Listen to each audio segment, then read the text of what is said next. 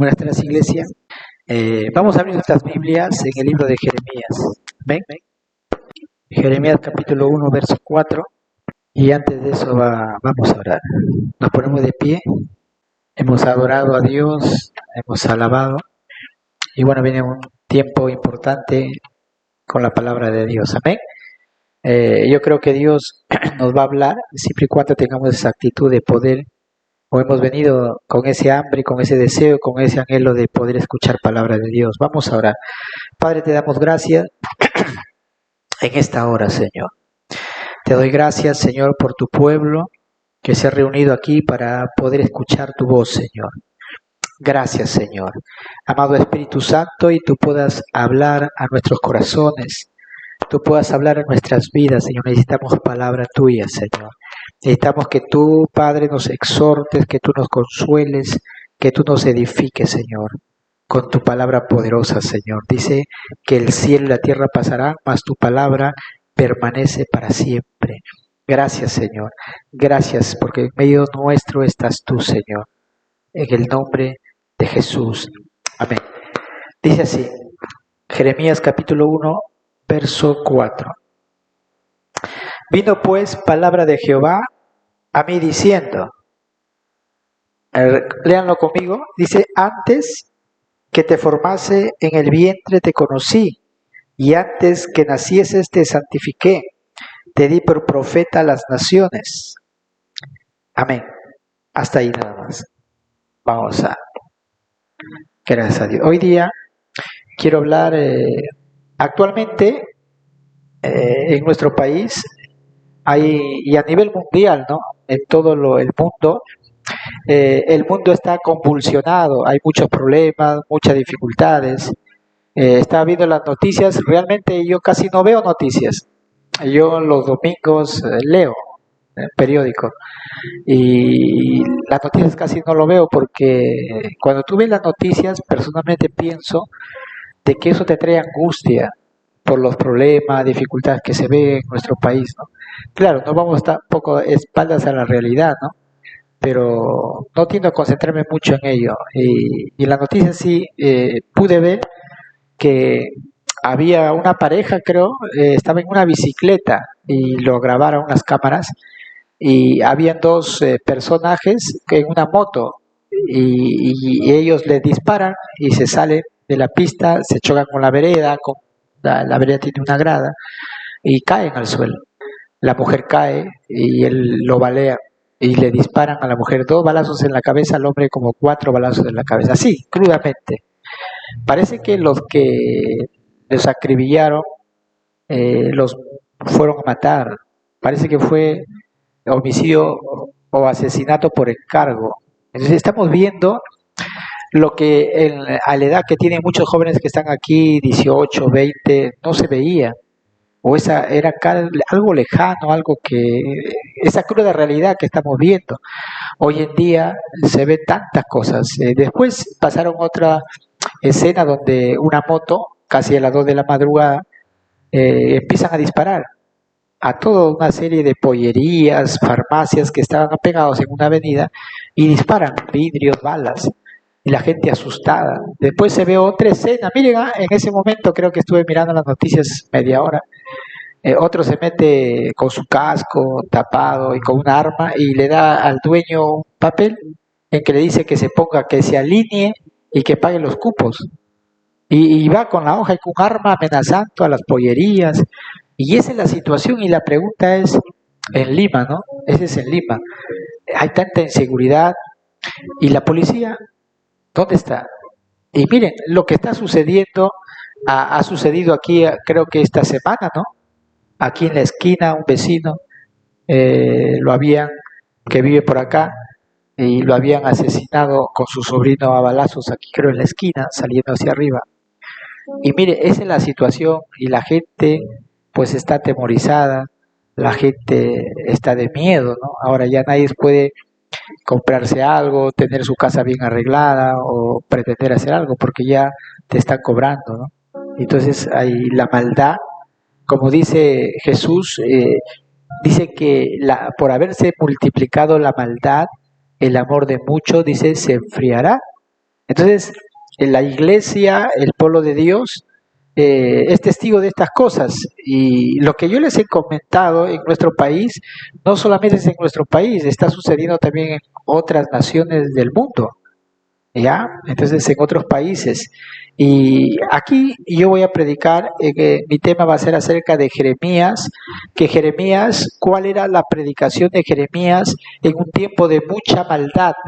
En un tiempo de mucha, que la iglesia o el pueblo de Israel, un tiempo de apostasía.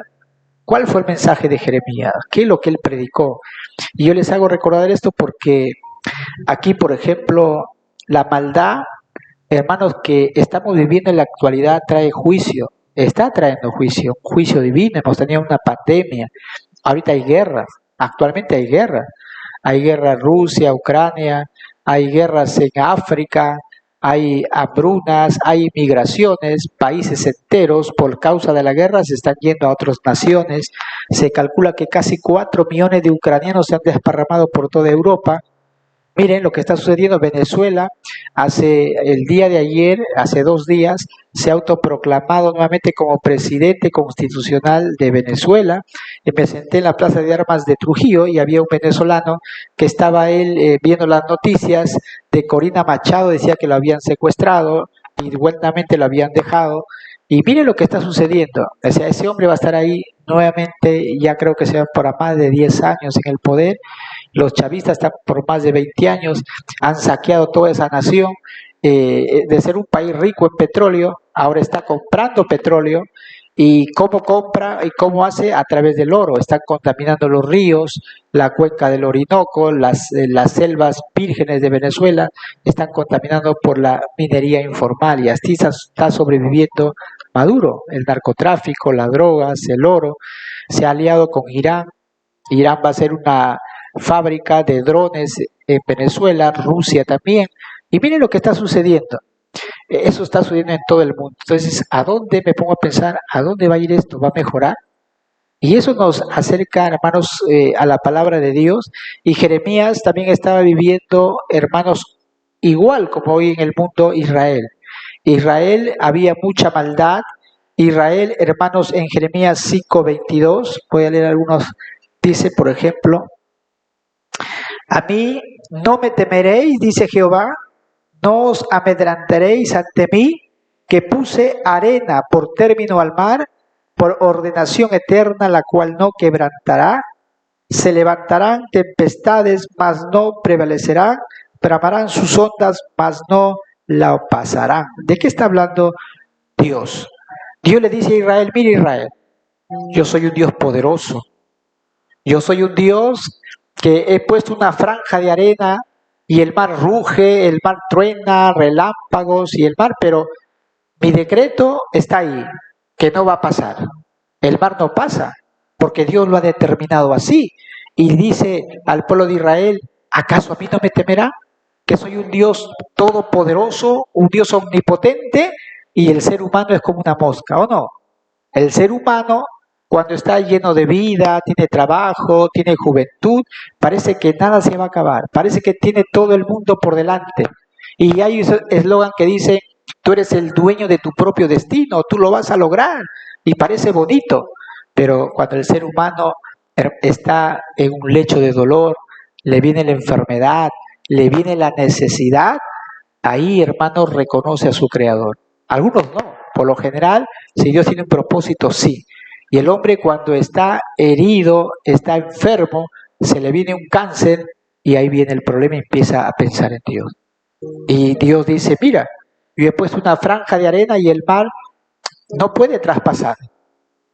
Y ustedes se han rebelado contra mí. Y así les habla Dios, hermanos, les habla al pueblo de Israel. Y quiero hablarles acerca de Jeremías. Jeremías, su ministerio profético sucedió después de Isaías. O sea, Isaías estaba predicando de 80 a 100 años, después apareció Jeremías. Y Jeremías comenzó a predicar. Y quiero decirles que este hombre, Jeremías, que yo estoy predicando en esta tarde, Jeremías predicó por 42 años. 42 años. Y se le conoce, algunos estudiosos, como el profeta llorón. Era un profeta que predicaba, pero era un hombre que lo vivía, era un hombre que veía el pecado de su pueblo y eso le dolía, le embargaba la tristeza y lloraba. Es decir, él predicaba sintiendo la rebelión, el pecado de su pueblo. Que Dios nos ayude a cada uno de nosotros que cada vez que vamos a predicar los días sábados, no debemos hacerlo de manera indiferente. A veces vamos, digo yo, vamos hermanos, y a veces me ha sucedido a mí, que a veces vamos y solamente por cumplir, decimos vamos, y yo estoy hablando de los que vamos, y es sábado a las 5 tenemos que ir y tal vez vamos de mala gana. Vamos a predicar y ahí estamos, tal vez ni nos preparamos de ese momento a otro, no nos preparamos nuestro corazón, no oramos y no decimos, Señor, que la palabra que yo voy a predicar, que toque a la gente, las alabanzas que yo voy a ministrar, que sean de bendición para la gente, que la gente sea tocada. ¿Y sabe por qué? Porque muchas veces vamos con un corazón frío a predicar y eso no tiene efecto, hermano. Jeremías era un profeta que tenía una carga emocional, sentía el pecado de su nación y lloraba, se le llenaban de lágrimas. Y eso es lo que Dios quiere, hermano, una iglesia que se duela de los pecadores, amén. Una iglesia que gima, hermanos, al ver que nuestros familiares, nuestros amigos, nuestros parientes, aún nuestros esposos, si la esposa está aquí o si el esposo está aquí y falta la familia, tiene que estar en un clamor constante para que Dios, hermanos, pueda tocar su corazón. ¿Saben por qué? Porque el final que les espera a ellos no es nada agradable, hermano. Es la muerte, es la destrucción, es la separación de Dios. Y eso nadie quiere para sus seres queridos, hermano.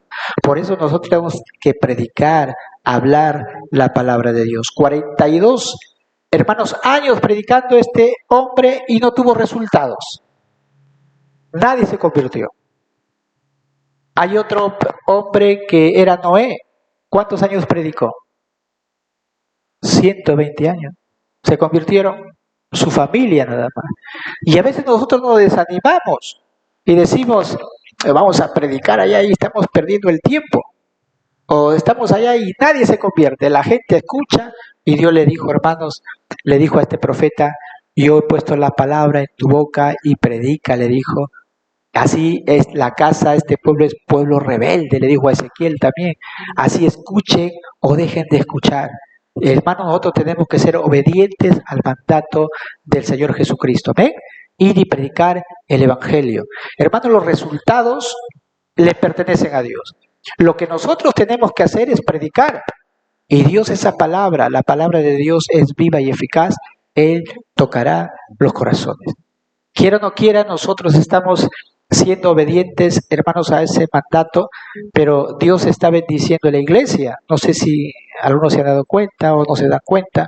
Dios bendice a la iglesia. Cuando la iglesia empieza a salir de las cuatro paredes, sucede algo. La iglesia deja de ser chismosa. La iglesia deja de ensimismarse en sí misma, de preocuparse en sí misma y mira a los perdidos. La iglesia está pensando y dice, tengo que llevar folletos, tengo que cantar, y ya no estamos cuchicheando en cuatro paredes, peleando. Las iglesias que no salen, entre ellos ahí se agarran, y el diablo los entretiene peleando, el chisme por allá y por acá, pero cuando la iglesia está ocupada, hermanos, predicando el evangelio, no hay tiempo para esas cosas, ¿amén? La prioridad es afuera, las almas, ahí está la necesidad. Este hombre, Jeremías, hermanos, predicó en 5 reyes.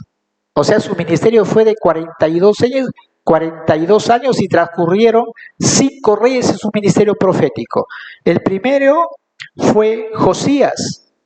Josías fue un buen rey, fue un rey de Judá, y ahí hubo un avivamiento, hubo una reforma. Había tanta idolatría que este rey comenzó a botar los altares de Astoret, de Baal, los quemó, los derribó y comenzó un culto, hermanos, al Dios vivo, y hubo un avivamiento. Pero ¿saben lo que sucedió? Cuando este rey murió, hermanos, murió Josías, el avivamiento se paró. Se paró, ya no hubo nada. Y una profetisa, Hulda, que él había dicho que ese avivamiento iba a ser pasajero.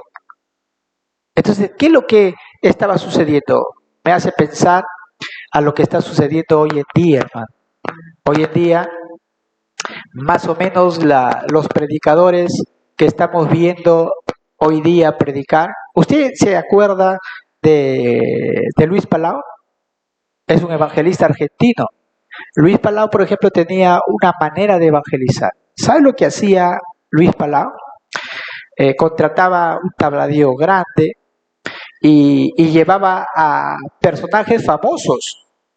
Y en ese tiempo se comenzaron a convertir, pues, el Puma, Yuri, y comenzaban ellos a cantar. El Puma comenzaba a cantar sus canciones, pues, creo que eran sus canciones que cantaba en el mundo, ¿no? Pavo Real y eso, y atraía a la gente. Atraía a la gente, o sea, venía porque estaba el personaje famoso. Y entonces, ¿qué es lo que está sucediendo? Así estaba sucediendo ahí en Josías. Josías era el personaje popular, era el rey popular, carismático, simpático, pero cuando la gente no seguía a Dios realmente, lo que seguía era el rey. Era una especie como un Alan García, ¿se acuerda? Alan García con su tamaño, su oratoria. Y entonces, ¿y cómo sé que ese avivamiento no era del Espíritu? Porque el rey murió y el avivamiento se paró. Y eso es lo que está sucediendo hoy en día, hermanos, en muchas iglesias y en muchos países. Se levantan predicadores famosos, solamente son nombres, son populares, pero vienen, los anuncian con pancartas, se van ellos y hasta se llenan. Por ejemplo, hace muchos años vino un famoso Cash Luna y viene en avión, dicen, se llenaba y todo eso, la gente, sanidades, la predicación, ya se va y todo igual, vuelve. Entonces, hermanos, cuando está centrado el avivamiento en los hombres, no perdura, no es de Dios. Cuando esas personas mueren, todo se apaga, lo que es de Dios permanece, amén. Lo que es de Dios permanece. Por eso, en el tiempo de Jesús, hubo un sacerdote que le dijo, ¿por qué hacen tantos problemas? Le dijo, en el tiempo de tal, dijo, se levantaron, muchas personas, se mató al líder y se dispersaron y se apagó. Y dijeron, pero este hombre, si es de Dios, por más que nosotros lo matemos, si es de Dios, esto va a permanecer, dijo un sacerdote. Y así fue. A Jesús lo crucificaron, lo mataron, pero el evangelio nunca cesó y fue más poderoso, hermanos, y aún conquistaron todo el mundo, llegaron con el evangelio hasta Roma. Ese movimiento no se detuvo, se convirtieron 3.000, 4.000, 5.000 por todo el mundo y nosotros somos producto de esa palabra. ¿Amén? ¿Se dan cuenta? Eso es cuando está fundamentado en la palabra de Dios y no en los hombres. El segundo rey fue Joacim y él Joacás, disculpen, y él solamente estuvo en el trono 3 meses, fue un rey malo. Después vino el rey Joacim, y él lo que Josías había sacado la idolatría, él nuevamente agarró y colocó nuevamente los ídolos, restableció los cultos, la idolatría, y miren, lo que Josías había sacado, él lo volvió a restaurar, a instaurar. Después el cuarto rey fue Joaquín, él también estuvo 3 meses, fue un rey malo. Y el quinto rey fue Sedequías, y ese rey fue un rey de carácter débil. Ese era un rey que era un rey vacilador, era un rey cobarde, que no hizo nada, hermanos, porque por corregir la maldad de su pueblo, porque él vivía una vida impía. Entonces, 5 reyes. La predicación de este hombre, 42 años, y yo les he descrito los 5 reyes de manera breve, y no sucedió nada. El pueblo de Israel, 42 años, a pesar que estaba predicando la palabra de Dios, y la gente era rebelde, era malvada. ¿Sí me está entendiendo? Entonces nosotros como iglesia, nosotros no debemos dejar, hermanos, de predicar la palabra de Dios. Así los resultados tal vez no sean óptimos a nuestro parecer, o tal vez veamos que no hay resultados, nosotros tenemos que seguir predicando, porque siempre habrá un remanente, amén, un remanente. Y Entonces, la pregunta sería, ¿cómo vivir en medio de una sociedad condenada? ¿Cómo vivir como el pueblo de Israel y una sociedad que estamos viviendo hoy en día? ¿Cómo enfrentar a un pueblo apóstata? ¿Qué es un pueblo apóstata? Es un pueblo que ha creído en Dios, pero después le da la espalda a Dios. Por eso dice, Pablo dice, a Timoteo lo dice, en los postreros días, escuche, dice, vendrán tiempos de apostasía. En los tiempos finales vendrán tiempos de apostasía. Muchos tendrán, dice, comezón de oír y se amontonarán maestros conforme a la concupiscencia de su corazón. ¿Qué es lo que la gente quiere? La gente, cuando tú le hablas que tiene que arrepentirse, que tiene que dejar su pecado, que tiene que dejar de fornicar, que tiene que dejar de robar, de mentir, que tiene que vivir una vida de integridad, eso no es tan popular. A la gente dice, no, pero pastor, ¿qué vamos a estar predicando? Vamos a predicar en la plaza de armas, como el hermano Antonio predica, ¿no? Tiene que arrepentirse. Y le habla, ¿no? De la idolatría, la fornicación. Y eso es escandaloso. Y dice, no, lo vamos a ofender. ¿Por qué mejor no hacemos, hablamos del amor de Dios? Que Dios les ama, que vengan, que Dios les va a perdonar, que Dios les va a sanar. Y estamos haciendo el evangelio, las demandas del evangelio lo estamos rebajando, ¿no? Cuando el mensaje era arrepentidos y convertidos. Y vendrán tiempos de refrigerio de parte del Señor. Ese era el mensaje.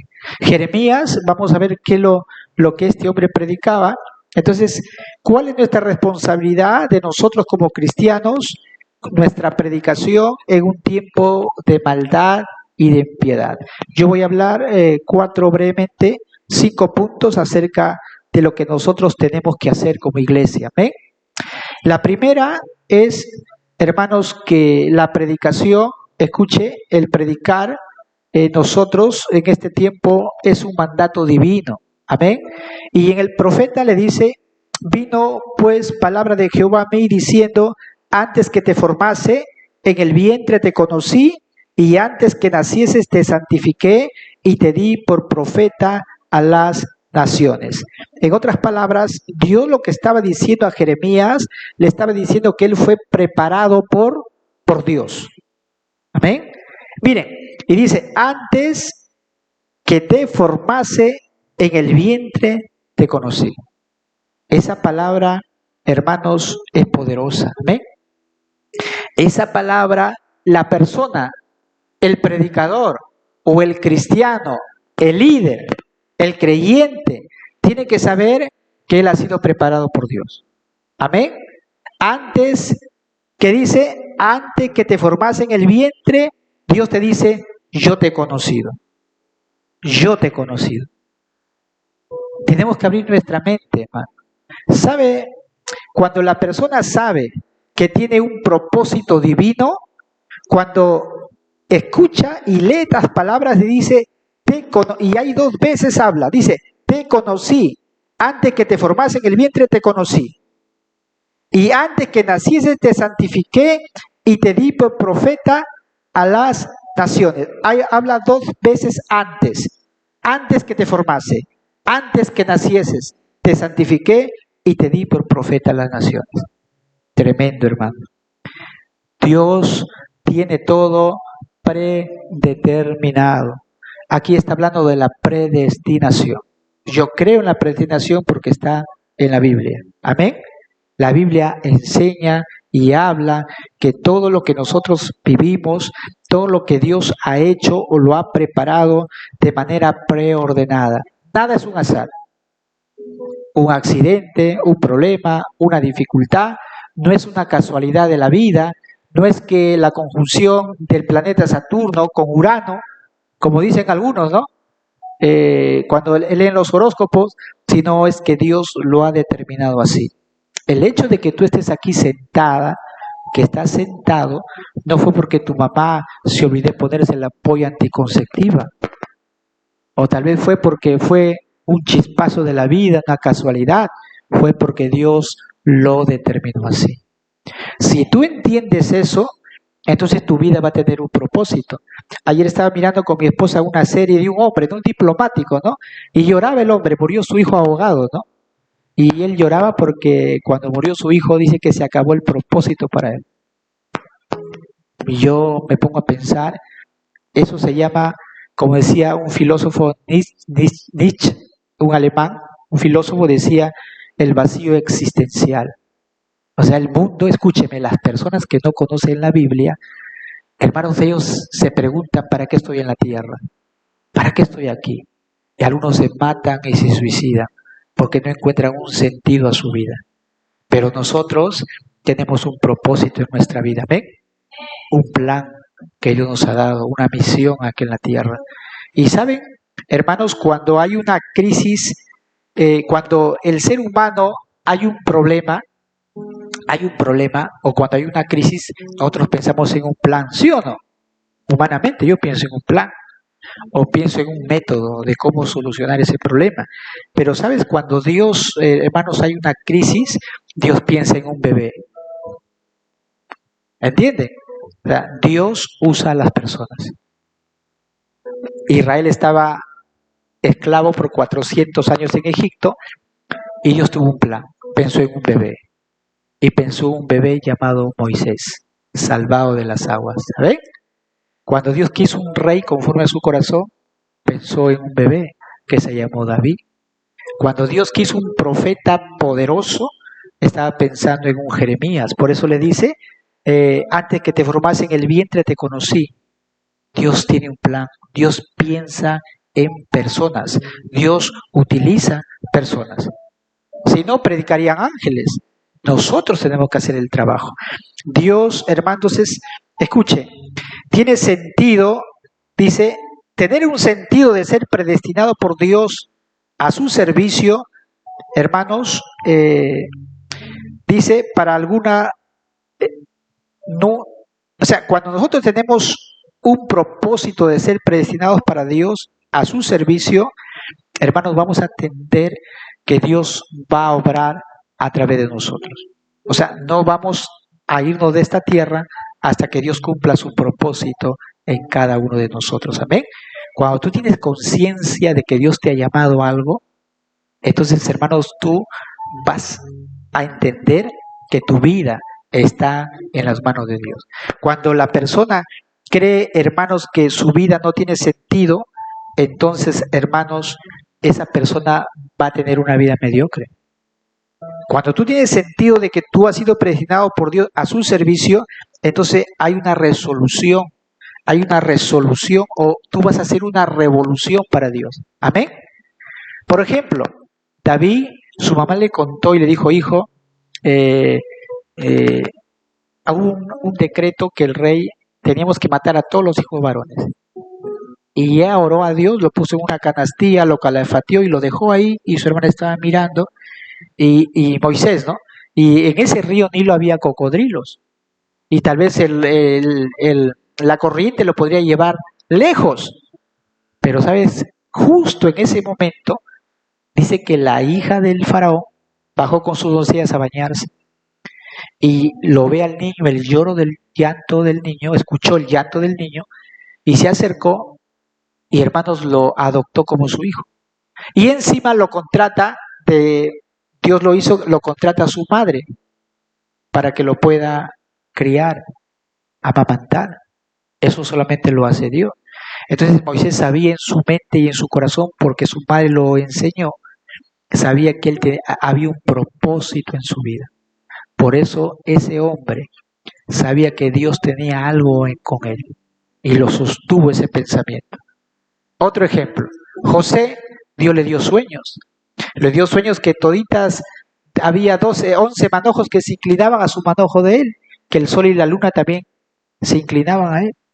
Y él contaba sus sueños de manera inocente, pero Dios lo estaba revelando que tenía un plan y un propósito. Y eso lo sostuvo en medio de las dificultades, en medio de las adversidades. Y él llegó a ser gobernador de Egipto, hermano.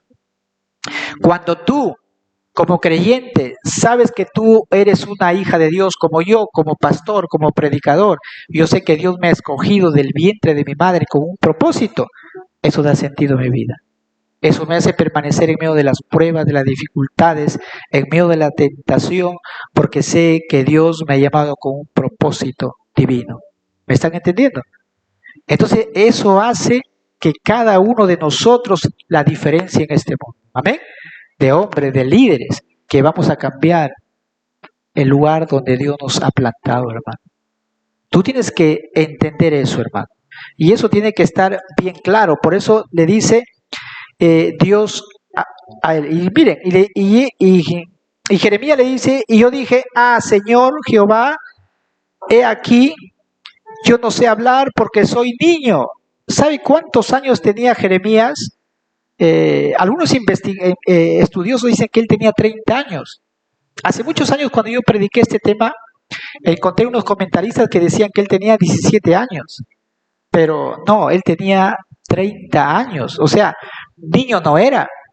Jesús empezó su ministerio a los 30 años y era una buena edad para empezar. Entonces, ¿por qué Jeremías dijo soy niño? Porque él se sintió incapaz. Porque con esa misión y ese encargo a este pueblo tan rebelde, él se sintió, hermanos, una persona incapaz, incompetente. Él dijo, soy un niño, no sé hablar. Y entonces Dios le dice, y me dijo Jehová, no digas soy un niño, porque a todo lo que te envíe irás tú y dirás todo lo que te mande. No temas delante de ellos, porque contigo estoy para librarte, dice Jehová. Y extendió Jehová su mano y tocó mi boca y me dijo Jehová, he aquí he puesto mis palabras en tu boca.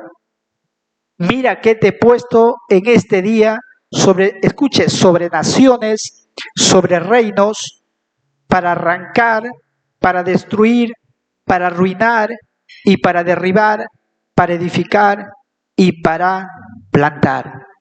Qué tremendo, hermanos, esta palabra que Dios le da, hermanos. Les había dicho que el propósito de Dios en nuestra vida es la razón por la cual nosotros existimos, amén. El propósito de Dios. Es decir, Dios no te ha traído acá para que pierdas el tiempo, para que estés chateando ahí o perdiendo el tiempo. Hay un propósito. En Efesios 1:4, si me puede ayudar mi hermano ahí, Efesios 1:4, dice de la siguiente manera, dice, según nos escogió en Él antes de la fundación del mundo, para que fuésemos santos y sin mancha delante de Él, verso 5, en amor, habiéndonos predestinado para ser adoptados hijos suyos por medio de Jesucristo, según el puro afecto de su voluntad. Dice que nos escogió antes de la fundación del mundo. Amén. Qué tremendo, hermano. ¿No es cierto que es lo mismo que lo había hecho Jeremías? Antes que te formase en el vientre de tu madre, yo te he conocido. No había nada todavía ahí, no había en el embrión, ni formándose, Dios ya lo conocía por su nombre. Hermanos, qué pensamiento maravilloso. Yo quiero decirle, hermanos, que el poder más grande que tiene una nación no es el político, hermano. Amén. No es el presidente, no son sus congresistas. Hermanos, no son esos personajes, porque muchas veces eso nos puede ocurrir. Para cambiar nuestra nación voy a ser un político, voy a ser un congresista y voy a apoyar para que el país cambie. Hermano, el poder más grande que tiene una nación no es político. La nación más grande, hermanos, el poder que tiene son los predicadores. Amén. Porque, hermanos, hay un poder, dice ahí la palabra de Dios, dice que te he puesto en este día sobre naciones. Y en el original, en la palabra dice, yo te he puesto así como supervisor. Supervisor, decía, por la palabra de este profeta, hermano, de este mensajero de Dios, él iba a gobernar a todas las naciones. Por su palabra se iba, hermano, a desatar los juicios de Dios sobre las naciones. Amén. Hermanos, qué tremenda bendición, hermano. Y es por eso que una nación, ustedes no sé si han escuchado, y siempre lo nombro, es Charles Spurgeon. Él se llamó Charles, significa pues Carlos Spurgeon. Este hombre fue un predicador que tuvo un ministerio en Londres, en el Tabernáculo Metropolitano. Llegó cuando tenía 20 años a predicar ahí. Ahí conoció a su esposa, se casó y él estuvo predicando por mucho tiempo. Y hermanos, se llenaba esa iglesia cuando él llegó. Era una iglesia que estaba vaciándose. Y entonces cuando él llegó, Dios lo usó tremendamente y Londres, la gente comenzó a dejar el vicio, la prostitución, los alcohólicos, los borrachos, la gente comenzó, hermanos, con la predicación de la palabra de Dios. Llenó lugares donde había coros, teatros, él lo alquiló para predicar la palabra de Dios, pero llegó un día que él le conocieron como el príncipe de los predicadores, levantó albergues, levantó lugares para predicadores y ancianos, levantó albergues para niños y hermanos, sus escritos, millones de copias eran leídas manera de predicación y mucha gente se convertía. Él llegó un momento que murió y la reina de Inglaterra dijo, hemos perdido un gran hombre, un príncipe, ha muerto hoy en Inglaterra, porque todos sabían que él había sido una bendición para su nación, hermano, un predicador. Amén. Hermanos, es una bendición que se levanten predicadores, que se levanten hombres, que prediquen la palabra de Dios, pero que la prediquen tal como está en esta palabra. Amén. No personas que hablen por ganancia deshonesta, no predicadores solamente para endulzar los oídos de las personas y hablar cosas bonitas que la gente quiere escuchar como hay hoy en día, y de eso hay bastantes, sino personas fieles que prediquen todo el consejo de Dios. Amén. Esa es una bendición, hermano, una bendición. Segundo lugar, Jeremías predicó un mensaje, el predicador debe predicar un mensaje directo contra el pecado. Jeremías 14:7, la palabra de Dios dice, aunque nuestras iniquidades testifican contra nosotros, oh Jehová, actúa por amor de tu nombre, porque nuestras rebeliones se han multiplicado, contra ti hemos pecado. Hubo sequía, pero ¿cuál era el motivo de la sequía? La iniquidad del pueblo. Y Jeremías empieza a señalar, empieza a decir por esto, por esto, por esto. ¿Qué está pasando en nuestro país, hermano? ¿Por qué hay tanta, saben lo que está sucediendo? ¿Por qué hay tanto soborno, hay tanta corrupción en nuestro país? Y yo les voy a dar un ejemplo. Estuve en la mañana, me fui al mercado a tomar pues un emoliente y había una señora que tendría pues 75 años y salió de su puesto y agarra un papel, así, un plástico y lo hace así, ¿ve? Y en el pasadizo lo bota. Lo botó. Y lo quedé observando y en mi corazón comencé a pensar, yo podría haber esperado tal vez de una persona de 15, como el Lucas, 5 años, 7 años, que su basura lo bote. Pero una persona de 75 años que, o sea, en su cabeza, agarrar la basura y botarlo, ¿por qué no lo echa en su tacho de su puesto? ¿Por qué tiene que botarlo así? Después me venía de carro en estos días que estaba en Trujillo haciendo unos papeleos y una señora comienza a comer así y agarra por la ventana, estaba sentada y tira la basura a la pista. Yo digo que la gente no piensa. Un cristiano no puede hacer eso, hermano. Y le voy a decir por qué. Te voy a decir que el pastor está en la Biblia eso. Hermanos, recuerde que todo lo que Dios ha hecho, nuestro mundo es nuestra casa. Así como tu casa, tu cama lo tiendes, tu cocina lo limpias, tu casa bonita, tu vereda, ¿no? Afuera.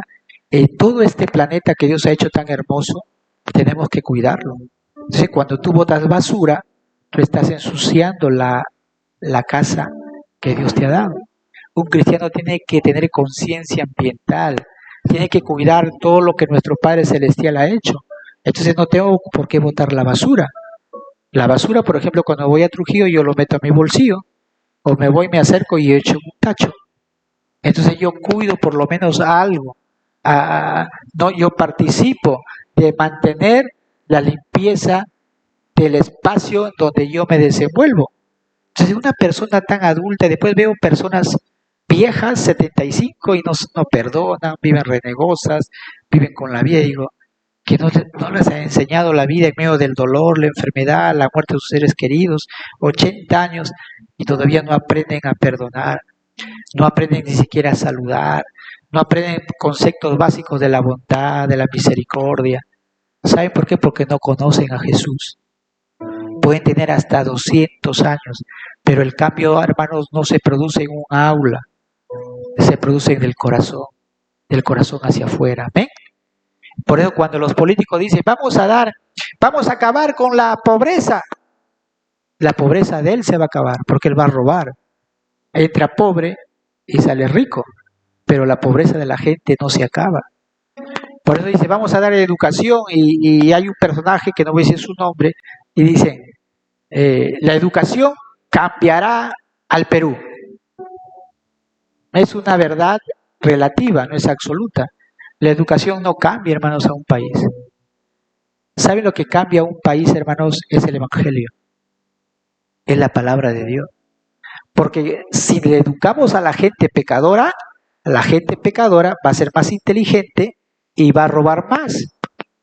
¿Me entiende? Va a ser más corrupto, va a ser más hábil para evadir las leyes. Pero cuando el Evangelio viene y cambia el corazón de la gente, entonces el cambio se produce del interior de la gente hacia afuera y afecta sus acciones. Se ve más buena, saluda, más bondadosa, perdona, es una persona más misericordiosa, ¿me entiende? Ese es el verdadero cambio. Por eso Jesús, cuando la gente le perseguía porque les daba de comer, les daba pan, peces, la gente le seguía y querían hacerle rey. Y él rechazó eso, porque él no venir a ser un asistente social, de llenarle la barriga. Él vino a cambiar el corazón del hombre. Amén. Y el Evangelio produce un cambio, hermano, un cambio transformador en la vida del hombre y la mujer. Aquel que roba ya no roba, aquel que fornica ya no fornica, aquel que está odiando ya no odia. Entonces el Evangelio tiene. Entonces el mensaje de Jeremías fue un mensaje contra el pecado. En el 17:9 dice, engañoso es el corazón más que todas las cosas y perverso, ¿quién la conocerá? ¿Cuál es el problema, hermanos, del pecado? Ahí está, el corazón. Engañoso es el corazón más que todas las cosas y perverso, ¿quién lo conocerá? Cuando yo era nuevo en la fila del Señor, Dios me enseñó ese principio. Dios me hizo ver como un espejo mi corazón y me asusté. Yo ya era cristiano, me asusté de mi corazón. Dios como que esa palabra me lo hizo vívida, ¿no? Entonces yo me miré como un espejo, mi corazón es malo, dije. Y nunca más confié en mi corazón. Yo no confío en mi corazón. Por eso yo no lo digo tal vez a manera de broma, hablando con mi cuñado, le digo, voy a construir la casa, le digo, arriba, lo voy a hacer la subdivisión, porque puede ser que un día me pervierta de viejo y mi esposa a lo menos se queda con la casa, lo alquila y tiene para su vejez. O sea, yo lo digo con sinceridad. ¿Sí me están entendiendo? Porque yo veo en la Biblia que un David que era conforme al corazón de Jehová, después le falló a Dios. Veo a un Salomón, veo a un Gedeón, hombres que le fallaron a Dios, entonces yo no confío en mi corazón. No sé si me están entendiendo. Eso no quiere decir que yo me estoy preparando para fallar. No, yo no quiero fallar. Pero tampoco porque he entendido que engañoso es el corazón más que todas las cosas, ¿quién lo conocerá? Amén. Cuando la persona dice, yo sí puedo vencer mi tentación, yo sí puedo salir adelante, te estás engañando. Tú no puedes nada. Sin Cristo no somos nada, hermano. El hombre sin Cristo cae muy bajo. Cuando tú dejas de leer la Biblia, cuando tú dejas de orar, cuando tú dejas de venir a la iglesia y de congregar, como dijo Pablo, como algunos tienen por costumbre, se te vuelve una costumbre, un hábito, tu vida espiritual empieza a decaer. Tu corazón se empieza a volver más egoísta, se empieza a volver más frío y ya no sientes la presencia de Dios. Entonces, hermanos, ¿qué tiene que ver el corazón? Cuando Dios dice, mis pensamientos, cuando Dios dice que Él ve nuestro corazón, el corazón tiene que ver con los pensamientos, hermano. Amén. Lo que tú piensas, lo que tú cavilas, lo que tú estás planeando, esos son los pensamientos de tu corazón. Entonces, cuando Dios, por ejemplo, ahorita está examinando nuestros corazones, a Dios le gusta pesar nuestros corazones. Y la Biblia dice que Él pesa pesa nuestros corazones y nos paga según nuestras obras, nuestro obrar. Porque el obrar viene después que tú has planeado hacer algo. Todo tiene que ver con la actitud tiene que ver con tus pensamientos. Por eso tenemos que cuidar nuestro corazón. Cuando yo te digo cuida tu corazón, te estoy diciendo que cuides tus pensamientos. Amén. Cuida tus pensamientos. Yo a veces tengo pensamientos malos, pero después digo, Señor, perdóname, estos pensamientos los desecho en el nombre de Jesús. Y tienes que leer tu Biblia, tienes que limpiar tu mente. El joven está tentado ya en la pornografía, en ir a ciertas cosas. A eso me refiero, esos son los malos pensamientos. Entonces tenemos una lucha y mientras estemos aquí en la tierra, vas a tener esa lucha, porque eso es nuestra carne, nuestra vieja naturaleza. Dios nos lo estripa, Dios nos lo saca, pero tenemos el Espíritu Santo. Así que depende quién se levanta. ¿Tu carne se va a levantar o tu espíritu? Si tú alimentas tu espíritu con la palabra, la oración y congregas, tu espíritu va a estar bien gordito. Va a estar como el hermano Antonio, haciendo un paralelo, bien gordito, bien nutrido. Pero si tú no alimentas bien a tu espíritu, va a estar como mi esposa Anita, delgadita. Entonces se dan cuenta, pero si tú a tu carne lo tienes, pues lo chocheas, tu carne va a estar pues bien. Y entonces tu espíritu va a estar bien delgadito. Entonces vas a pecar, vas a caer, vas a ser presa fácil. Por eso depende a quién tú alimentas. ¿A quién alimentas? Y ahí estamos entonces. Tenemos también, había en el 5:7 algunos pecados que había en el pueblo de Israel. También dice, ¿cómo te he de perdonar por esto? Sus hijos me dejaron, escuche, y juraron por lo que no es Dios. Los sacié y adulteraron, y en casa de rameras se juntaron en compañías. Hermano, era el pecado terrible de Israel. ¿Cómo te he perdonado? Sus hijos me dejaron y juraron por lo que no es Dios. La idolatría, la religión falsa. Mire lo que estaba pasando. En el 9:13, solamente algunos, por ejemplo, dice, dijo Jehová, porque dejaron mi ley, la cual di delante de ellos, y no obedecieron a mi voz, ni caminaron conforme a ella. Antes se fueron tras la imaginación de su corazón, o sea, de sus pensamientos, y en pos de los Baales, según les enseñaron sus padres. Miren, sus padres y los hijos repetían lo que hacían. ¿Se dan cuenta?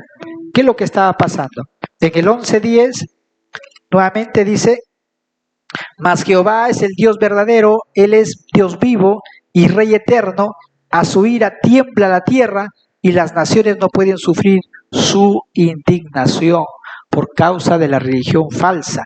También en el 19:4, miren lo que estaba haciendo este pueblo, por eso provocaron la ira de Dios, dice, porque me dejaron y enajenaron este lugar y ofrecieron a él incienso a dioses ajenos, los cuales no habían conocido ellos, ni sus padres, ni los reyes de Judá, y llenaron este lugar de sangre de inocente.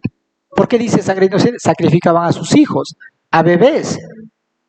Entonces, y ahora les pregunto yo, muchos dicen, terminan los presidentes, Dios bendiga a América. Y en muchas iglesias oran que Dios dice que está bendiciendo a Norteamérica, Estados Unidos. Yo les digo una cosa, hermano, si fuera así de verdad, entonces el método de bendición de Dios ha cambiado, ¿sí? Yo no creo que Dios esté bendiciendo a América. Yo creo que Dios está teniendo misericordia de América. ¿Saben por qué? En los Estados Unidos se ha quitado la lectura de la Biblia. Se ha quitado la oración de los colegios, por eso que hay matanzas en los colegios. ¿Qué está sucediendo? Se ha legalizado el aborto. Eso es un sacrificio. O sea, antes sacrificaban a los dioses, a los hijos, los llevaban vivos y los sacrificaban en el fuego. Ahora el sacrificio moderno es el aborto. Las madres, las embarazadas, se van al médico y como están hermanos, la ley los protege, el médico hace la operación y mata al bebé. Ese es un método moderno de sacrificar a los hijos al dios Moloch. ¿Amén? Ha cambiado el método, pero es lo mismo. Y hay maldición sobre la tierra. Últimamente, eso de las Torres Gemelas ha sido juicio de Dios. Ha habido también una maratón que hay en Boston, un terrorista ha matado a bastantes juicios de Dios sobre los Estados Unidos, sobre las naciones de la tierra, sobre Perú, juicios sobre Venezuela, que con su voto en la ONU dijeron que no, Israel no iba a ser nación. Y todos los que han firmaron las naciones que Israel no sea nación, vea usted qué está pasando con esas naciones. Está Cuba, ese país. Hermanos, van sobre juicio, bajo juicio de Dios. Y en el 7.1 hay otro que dice de la siguiente manera, dice, la palabra de Jehová vino a Jeremías y dice, ponte a la puerta de la casa de Jehová y proclama ahí esta palabra y di, oí palabra de Jehová, todo Judá, los que entráis por estas puertas para adorar a Jehová. Así ha dicho Jehová de los ejércitos, Dios de Israel, mejorar vuestros caminos y vuestras obras, y os haré morar en este lugar. No fiéis en la palabra de mentira, diciendo templo de Jehová, templo de Jehová, templo de Jehová es este. Pero si mejorareis cumplidamente vuestros caminos y vuestras obras, si con verdad nunca hiciereis justicia entre el hombre y su prójimo, y no oprimiereis al extranjero, al huérfano, a la viuda, ni en este lugar derramaréis la sangre inocente, ni anduviereis en pos de dioses ajenos para vuestro mal, os haré morar en este lugar. Dice, pero he aquí vosotros confiáis en palabras de mentira que no aprovechan, hurtando, matando, adulterando, jurando en falso, incensando a Baal y andando tras dioses extraños que no conocéis. Les narro. ¿Saben lo que estaban haciendo Israel, hermano? Terrible la hipocresía. La gente estaba matando, asesinando, sacrificando a sus hijos, iban por la puerta, entraban al templo y el sacerdote los bendecía. Dios te va a bendecir, sala, palabras mentirosas. Había soborno, había cohecho. Y el sacerdote los bendecía y sus manos estaban derramando sangre. Y Dios le dice, cambien sus caminos. Y no hay mucha gente así, hermano. Hemos estado mirando una película ayer con mi esposa. No había esa mujer que había matado. Dice, quiero ir a ver al sacerdote, ¿sí o no? Y de las mafias italianas se van al sacerdote y el sacerdote le hace la cruz, toma la hostia y al otro día están matando. Tremenda hipocresía. Hermanos, mucha gente van a la iglesia y muchos predicadores, mucha gente, entre comillas, están diciéndoles, Dios te va a bendecir, Dios te va a esto, Dios te va a prosperar, porque están recibiendo, pues, ¿no? Un buen aporte, economía, y así que no te voy a ofender. No sé cuántos han visto esa película que dice, de esa iglesia que hacían más juegos que predicar, ¿cómo se llamaba? A medias tintas. Búsquelo, lente esa película. A medias tintas había un pastor que estaba con su secretaria, ¿no? Un miembro, ¿no? Con su secretaria en la iglesia evangélica. Pero este hombre, como tenía plata, se acercaba al pastor. Pastor, vengo a dejarle acá una pequeña ofrenda, y le daba un sobre con dinero. Y así que el pastor sabía que estaba jugando chueco. Hermanito, Dios te bendiga, y esto. Eso es lo que estaba cayendo en Israel. Y eso es lo que está sucediendo en algunas iglesias que no predican la palabra de Dios. La gente está adormecida, la gente piensa que están yendo bien. La gente piensa que con la oración de ese personaje, ya como la iglesia católica, pastor, le he sacado la vuelta, dicen a mi esposa. Sí, cuéntame, ¿quién ha sido? Sí, ya 5 Aves Marías, 3 Padres Nuestros.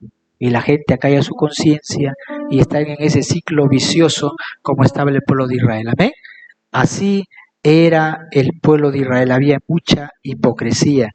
Había también perversión en el matrimonio, mire hermanos. En el 3.1 dicen, si alguno dejare a su mujer, yéndose esta de él y se juntare a otro hombre, ¿volverá a ella más? ¿No será tal tierra del todo amanciada? Tú pues has fornicado con muchos amigos, mas vuélvete a mí, dice Jehová. ¿Qué había pasado, hermano? Había perversión. O sea, gente se divorciaba, se sacaban la vuelta. Hermano, una de las señales de los últimos tiempos que vienen los juicios de Dios es la tasa de divorcios que está sucediendo, hermano, en los Estados Unidos. Pero eso no me sorprende. Hermanos, he visto un índice de divorcios en los pastores en los Estados Unidos. En los pastores se están divorciando en los Estados Unidos y se están recasando y están como si nada predicando en el púlpito. Están transgrediendo la palabra de Dios. Están tomando el púlpito mujeres, pastores recasados, y en nuestro país igual. Hermanos, son, hermanos, síntomas de juicios de Dios. Yo estoy hablando de pastores, ¿ah? Que hay una gran responsabilidad en el ministerio, hermano. Amén. Una de las cosas que a mí me detiene, y pensando así, digo, si yo quiero separarme, yo no podría ser pastor ya. Eso lo tengo claro. No podría estar predicando. ¿Qué le podría aconsejar yo a mi hermana acá, Toñita?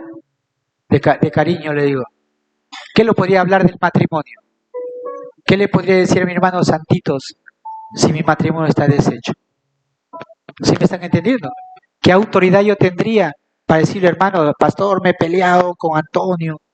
¿Yo qué le podría decir? Si yo me he divorciado o me hubiera divorciado. No le podría decir nada. ¿Sabe por qué la familia de David colapsó? Y que su hijo violó a su otra hermana porque tenía varias mujeres, es porque David no tenía autoridad, hermano. Él no podría decir a su hijo, oye, pero ¿por qué estás peleando? ¿Por qué mira, has hecho? Le sacaran en cara, ¿y tú quién me vas a decir? ¿No está con la vecina? ¿Con Bexabé? ¿Y Urias? Calladito nada más. Cuando tú pecas, ya no tienes autoridad, hermano. Ya no, cuando no hay integridad, ya te tapó la boca el diablo ya. No sé si se me están entendiendo. Se acabó. Así de sencillo. Dios me ayude o Dios nos ayude, amén, a vivir como Dios quiera. El otro, hermano, había una impiedad general. En 5.1, lo que había en el pueblo de Israel, dice, recorred las calles de Jerusalén y mirad, ahora informad, buscad en sus plazas, a ver si hayáis hombres, si hay alguno que haga justicia, que busque verdad, y yo la perdonaré. Qué tremendo Dios, hermano. Dios dice, busca en las plazas, mirad, y busca si hay un hombre que haga justicia, y yo perdono a esta nación. Pero no hubo ni uno, hermano. La impiedad se había generalizado y vino el juicio de Dios. ¿Sabes por qué Dios detiene el juicio en Laredo, hermano? Si no estuvieran muriendo como moscas la mayoría, porque hay una iglesia, amén, que ora, porque hay una iglesia que le cree a Dios, porque hay una iglesia, y yo no estoy hablando por nosotros, puede haber más de una, amén, porque hay iglesia de Cristo que están orando, que están clamando, porque Dios dice, yo voy a perdonar el pecado de Laredo, si por lo menos hay un pueblo que se humilla, que clama, y Dios detiene, si no esto se va a generalizar. Estas muertes empiezan como hace muchos años atrás, después, ¿te acuerdas? Cuando las pandillas se mataban, y Dios abrió nuestra casa y reconciliamos dos pandillas, ¿te acuerdas?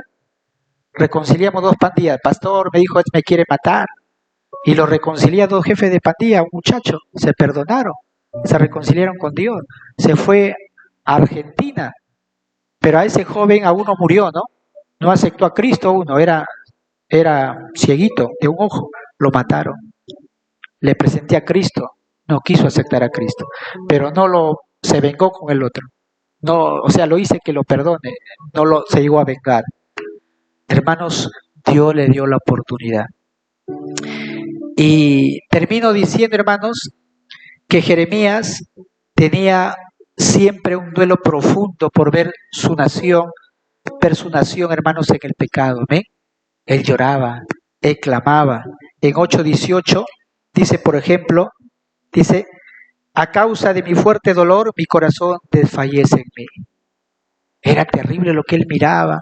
Él predicaba, y la gente no se convertía. Parecía que era peor la idolatría, el pecado. Y él dice que, hermano, a causa del dolor por su nación, su corazón le dolía y desfallecía.